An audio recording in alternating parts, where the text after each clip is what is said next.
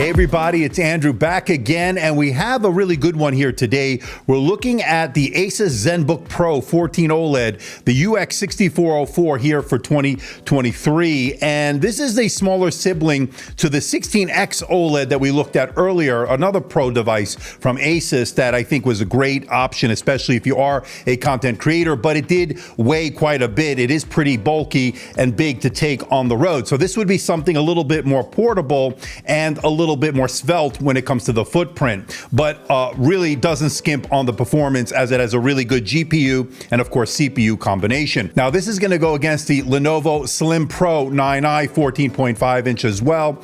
That of course was one of the best I've seen this year. We'll see how this stacks up against that. This certainly can hold its own. It is really impressive here, ladies and gentlemen. We're going to get all the information and more in this review. Hey everybody, it's Andrew, and this is my review of the Asus Zenbook Pro 14 OLED here for 2023. Coming up. Now, before we get to the unit itself, I just want to let everyone know, in the interest of transparency and full disclosure, I'm not being paid by Asus. I'm not being sponsored by Asus. All the opinions you're about to hear are my own. Asus is not getting copy approval. That means they're seeing this video for the first time, just like you. Now, this unit is on loan from Asus, and once this review is done, I'll be sending it back. Now, pricing is $1799.99. You can pick it up over at Amazon. I'll leave a link in the description below. There you can find it with the Core i9-13900H, the RTX 4060 GPU, not the 4070 that I have here now. 1 terabyte of SSD storage in that tech black finish. A pretty nice deal, of course. You're getting a lot of bang for the buck, in my opinion. Now, Best Buy is also showing a SKU, although it wasn't in stock at the time I'm recording this video, which is August 28th, 2023. For those interested in any of this, of course, I'll leave links in the description below. You know the drill, folks. Without further ado, let's get this out of the box.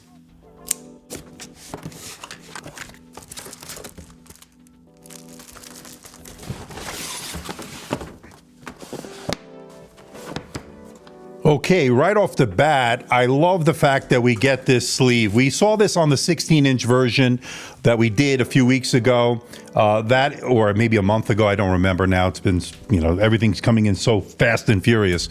But this is a nice little touch here, and it does say Zenbook there. Let's take a look at this real quick. But I do like the fact they do think of these things. Other brands don't necessarily do that. So kudos to Asus for doing that. It says Zenbook. It's got a nice feel, nice grip to it. And you can see that little Star Trek logo-like logo there. Little Velcro. There's a space for the Asus pen. Now, it does have pen support. And then, of course, you could always stick that pen. I don't know if the pen is in the box. We'll find out. I know it's optional. Let's take a look at it inside this sleeve they give you. Place to store the pen if you want to get the Asus pen or any other pen that is compatible with it. And it goes right in there, and it's got a nice little tidy package right there. It says Zenbook on it, right there. Okay, let's take a look at here. All right, so we get an Ethernet adapter to USB Type A. So I think we saw that on the 16-inch. I don't remember, or maybe with the 14X even. That's nice in case you need to connect via LAN port. You do have this in the box, so that's a nice little touch. So this is going to be 200-watt power adapter. So 200 watts. You get your extension cord there. This is a barrel pin connection. So this is going to provide some power to that RTX 4070. Of course, you cannot only rely on the USB Type-C for that. You're going to need that extra power to make sure that the juice is there. And then, of course, we get the unit itself. And it feels a little heft to it. Again, it's a little bit of a beast inside here. You get some documentation, Asus OLED, pretty standard stuff. You know, they're really touting these OLED displays. This is really, really good stuff here. And we get the unit itself.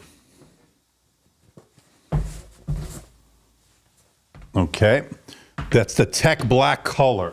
And it will start to collect some fingerprints, I could tell already. Again, this is going to be geared towards content creators because of the CPU GPU combination, the OLED display, the Pantone validation. Looks pretty sweet, I gotta tell you. You can see it there. Tech black. It's like a charcoal grayish black. Let's see if we can open that up. We can. 1.674 kilograms, okay? And that is 3 pounds, 11 ounces, okay? So if I want to do the travel weight with the power charger and the power cord, you're looking at about 4 pounds, 13.5 ounces, and that's going to be 2.197 kilograms, okay, for the weight as far as that. And there's going to be the screen dial, or I think they call it the Asus DialPad. This is a very nice looking laptop. You can see that tech black there. This is the side angles.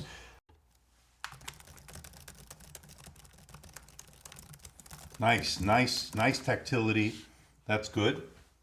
Now, this is a physical touchpad. This is not a haptic touchpad. And you slide to turn this off. Okay. Very nice. Okay, let's check out the port selection. On the left side is your power port. Next to that is an HDMI 2.1 port. Next to that is a USB-A 3.2 Gen 2 port and your 3.5 millimeter microphone headphone combo jack. And moving on to the right side is a full-size SD card reader. Now, one thing to note, the cards do not sit flush with the unit, for those wondering. Next to that is a USB Type-C 3.2 Gen 2 port that is directly connected to the GPU. And next to that is a USB Type-C Thunderbolt 4 port that is full function, supporting data, charge, and display out. To round out the ports on this laptop, I would say all in all, a very good port selection here. And don't forget, they do give you that Ethernet dongle in the box at no additional cost.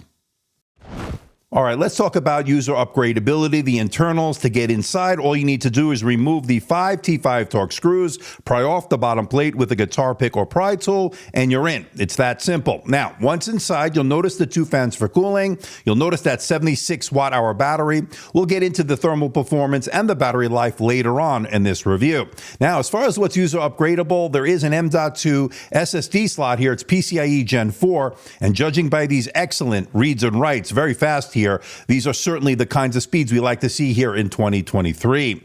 Now, as far as what's user upgradable, in addition to that SSD, there is an open SODIMM slot on this unit. Now, keep in mind, 16 gigabytes of RAM is already soldered into the motherboard, not accessible by the user. Now, according to the press material provided by Asus, you can configure this with up to 48 gigabytes of that DDR5 4800 megahertz RAM running in dual channel mode. Now, my review unit has 32 gigabytes of RAM, so it looks like 16 and 16, but you could potentially go up to 48 in total if you want to add a 32 gigabyte stick to that 16 already soldered in. So that's been pretty interesting. And then, of course, when it comes to the wireless, you're looking at Wi-Fi 6E, Bluetooth 5.2. Now, that combo card is soldered into the motherboard, not upgradable by the user, but that's not a big deal since both the Wi-Fi and the Bluetooth have been working just fine. Okay, let's talk about one of the stars of the show, and that would have to be its 14.5-inch 2.8K OLED display. We're looking at a resolution of 2880 by 1800, and it has 120 hertz refresh rate. It's a dynamic refresh rate, so you could switch between 60 and 120, and you can change that setting in the My Asus app. Now, it's a touchscreen, which has support for the Asus 2.0 pen. We'll talk about that in a moment. 4-sided nano edge design with a 90% screen-to-body ratio.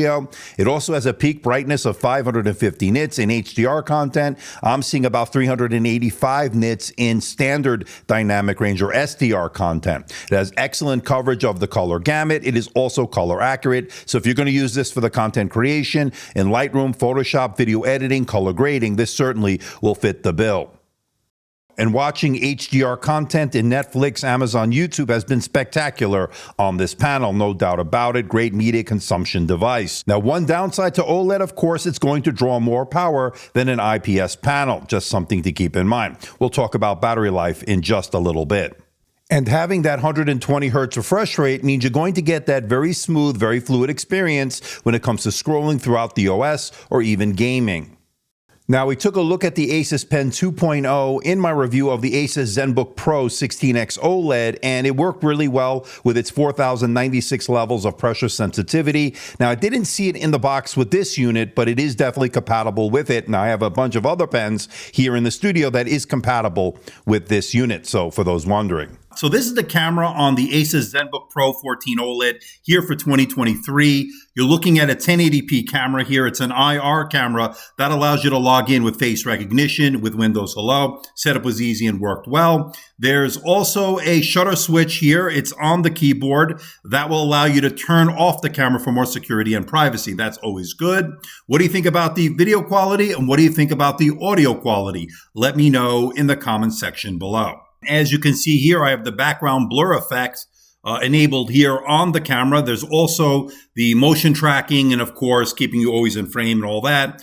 It has all sorts of effects controlled in the My Asus app. There's a lot of control at the user's fingertips. I like what they're doing here for certain, especially with these type of studio effects. And by now, you're probably wondering, well, how's the performance? Well, I'm happy to report that it's very good. Core i9-13900H in terms of the CPU, that's 45 watts with 14 cores. That's 8 efficient cores with 6 performance cores and 20 threads. It's also paired with the NVIDIA GeForce RTX 4070 GPU with a TDP of 90 watts. Now, this CPU-GPU combination results in some very good benchmark results, as you see here. Good for Microsoft Office, email, web browsing. It all worked really well. Now, when it comes to the Cinebench R23, excellent single core score of 2102, outpacing the Lenovo Slim Pro 9i 14, which did 1919 on that same test, and it had excellent multi-core performance, scoring 18,998 versus the Lenovo Slim Pro 9i, which did 17,842. All told, excellent single and multi-core performance on this laptop. And when it comes to video editing, when I rendered a 3-minute H.264 4K video in DaVinci Resolve, it took 1 minute 39 seconds, which is a really good result. Not quite as fast as the Lenovo Slim Pro 9i, which did it in 1 minute 34 seconds, but it outpaced the Mac Studio here with the M1 Max, which took 1 minute 57 seconds to render that same video. And now I tried a different codec, H.265. It took 1 minute 35 seconds, a really good result once again. This is a laptop geared towards content creators, especially on the go. You certainly can play games on this thanks to that CPU-GPU combination, as indicated by these very playable frame rates on some of the more popular titles, including Cyberpunk 2077. I was able to get 61 frames per second in the ultra settings mode. And good news when it comes to thermal throttling. When I ran the TimeSpy stress test, it got a passing score of 99.3%, meaning it detected very little, if any, thermal throttling, even under heavy load. That's a good sign here in terms of the thermals. Now, when it comes to the surface temperatures, around 44-45 degrees Celsius above the keyboard below the display, and on the underside, it heated up to about 54 degrees Celsius, something to be aware of, around 53 degrees Celsius on the side vent there where the heat is dissipating. But one thing to note, where you place your fingers when you're typing never got overly warm or overly hot, and that's good. And as far as fan noise under heavy load, when doing multi-thread or multi-core tasks, you're looking at around 49 decibels in terms of that fan noise. But when you're doing single-thread tasks, you're looking at around 47 decibels. Not too loud, although it is definitely noticeable, but not too distracting. Overall, not too bad when it comes to the fan noise. Okay, let's talk about the battery life. And the Zenbook Pro 14 OLED sports a 76 watt-hour battery, and it did 7 hours and 23 minutes on the PC Mark X Modern Office battery test, outpacing, or outlasting, I should say, the 5 hours and 22 minutes I got on the Lenovo Slim Pro 9i, which has a 75 watt-hour battery. When I ran the video playback test, it did 8 hours and 20 minutes versus the 7 hours and 48 minutes on the Lenovo Slim Pro 9i. All told, decent battery life. I would say average battery life, nothing too outstanding, not too surprising here, especially when you're drawing a lot of power out of that CPU and GPU combination. Now, for those wondering, yes, you can open the lid with one finger. One thing I noticed is that the hinges are on really well here, nice and tight. I saw very little, if any, screen wobble when typing. That's a big plus here. And I'm really liking this keyboard. Now, it has a pitch of 19.05 millimeters according to Asus and 1.4 millimeters of key travel. What does that translate into? Well, I found it very comfortable for typing out long documents, emails, and the like. It has good tactility, has good feedback, and I never felt like my fingers were going to bottom out. It feels very satisfying on this keyboard. I really like what they did here. The layout is good, and the comfortableness is very good on it. And it has a multi-stage backlight, which allows you to get work done in a dark room or a dimly lit environment. Now, against these dark keys, the white LED really comes through here, making it easy to see those keys in a dark room. And I'm a big fan of the touchpad. It's a nicely sized precision touchpad that I found was very responsive when it comes to scrolling, when it comes to gestures. Everything worked out really well. Now, it also has the Asus DialPad, and you can activate it by sliding your finger over that little area over there, and that activates it, allowing you to get a lot of control over certain applications. Now, system-wide, you can change the brightness, you can change the volume. It actually worked out pretty okay, I would think. To me, it's a bit gimmicky, but it certainly worked out okay in certain applications. Now, they do tout this being really helpful when it comes to video editing and stuff like that, and say in the Adobe Suite apps here like Premiere Pro and so forth. I found it to be a little bit gimmicky overall, but for those that might find utility in it, it's there. I hardly turned it on, to be honest with you, but it's there for those that need it.